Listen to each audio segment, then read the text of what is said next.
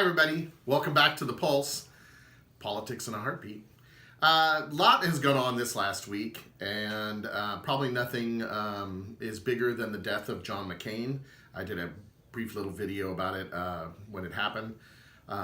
Truly a war hero, a veteran. We thank him for everything he has done. He truly did serve this country in every way possible. I can't say I always agreed with his politics, but I knew that at his heart, he cared about the country. And I really appreciate the effort and time and everything he put forth to, take care of our country. What was alarming is Donald Trump had one job to do when this happened, and that was swallow his ego and simply put out the statement that was written for him. He didn't have to even come up with it, and keep the flag at half-staff during the week when we were recognizing John McCain and his death. Unfortunately, our thin-skinned president is incapable of doing such things, and immediately had to show his petty side and turned what should have been a nothing into something. What amazes me is the people that stood up for him. Do they not realize, I guess this is what I'm just shocked about, do they not realize that what they really did was bash a veteran? I just am dumbfounded. Last thing I'll say is it did take the VFW to finally get through to Donald Trump that he needed to put the flag back at half-staff. That was on Monday.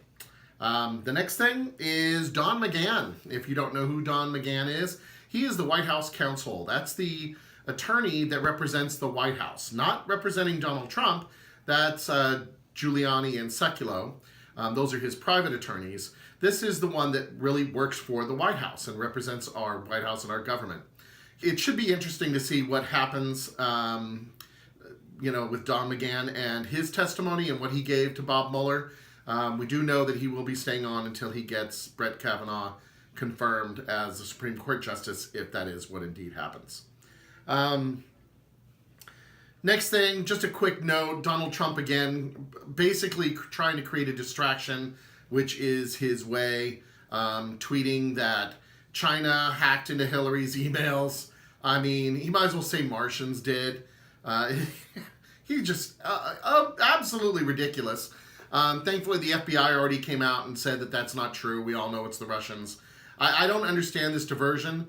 This is another thing. If he just shut his mouth and just did his job and really cared about the country, most of these things would not even have occurred. And his fans everybody's out to get him. That's what they think. No, he just keeps causing drama and making issues that shouldn't be issues. The next thing is North Korea. There are tensions coming back. I don't know if you caught this in the news. There's a lot going on.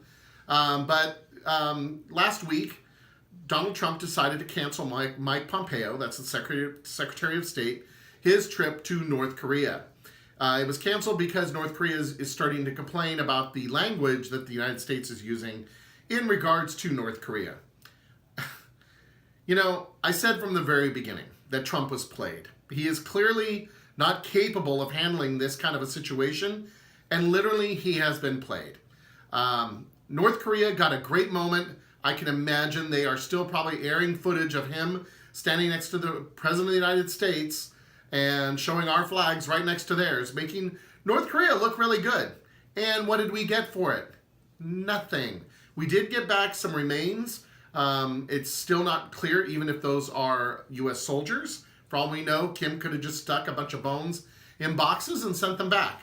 I certainly hope that's not the case, but there has been no treaty, nothing signed. The joke really was when they were saying he should get a Nobel Peace Prize for nothing. Hopefully, maybe the South Korean leader can get through with Kim Jong-un and get things back on track. I really don't see Trump really playing a good part in making that happen. Then the last thing I want to talk about, and this is something that I don't think a lot of people are aware of. We are in the middle of hurricane season. Hawaii recently had a brush with a major hurricane.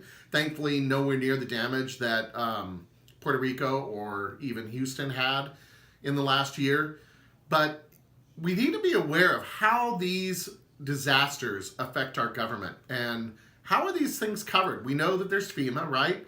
Everybody knows that they are our emergency source, and they go out and take care of emergency reactions to what's going on. But there's also flood insurance. People in Houston, this is a great example, and along the coast, all have flood insurance. If you're in a certain flood zone designated by FEMA, you are mandated to get flood insurance. This flood insurance is basically made cheaper because it's gone through the federal government. We don't actually charge a rate that would make it, less affordable for people. It's trying to make it affordable for them. But what's happened is we now have a $25 billion shortfall in that fund because the premiums that are coming in are not covering the outlays that we are making due to these disasters. One of the big reasons for that is because people end up rebuilding and then rebuilding. So I can give you an example. I saw there was a home on the Gulf Coast that had been knocked out within the last 10 years 3 times. Their house had been totally rebuilt. Meanwhile, they're paying, $180 a month extra maybe to cover their house. Now, that's not cheap, but also if you could just rebuild your house every 3, 4, 5 years when it gets flooded out, that's what costs us here in the country a ton of money and has put that account in such a negative amount. To me, what would make sense is these zones where they're having to be rebuilt, it should just be you're not allowed to rebuild. We'll give them the money. We'll give them enough that they could cover for their house, but they need to go build somewhere else, not in that type of a flood zone. We need to make these flood zones just areas where they're natural preserves. We are wasting money. The same thing happened in New Orleans. They go back and they rebuild in all these dangerous areas. It makes no sense. If we're really worried as a country about their safety, about, providing a good environment for people, we can't let them keep building in a certain area. Now, if they can afford it on their own, hey, that's more power to them. But we can't, at the taxpayers' expense, continue to just allow these people to go in and keep rebuilding after their homes get destroyed. Just to let you know a little bit about how the zones work, there's low, medium, and high. Those are the zones that I'm referring to are the high risk zones. Those are the ones that I would say should not be allowed to be rebuilt unless the person can pay cash. And that's it for me today, guys. Thanks for joining me on The Pulse, Politics in a Heartbeat.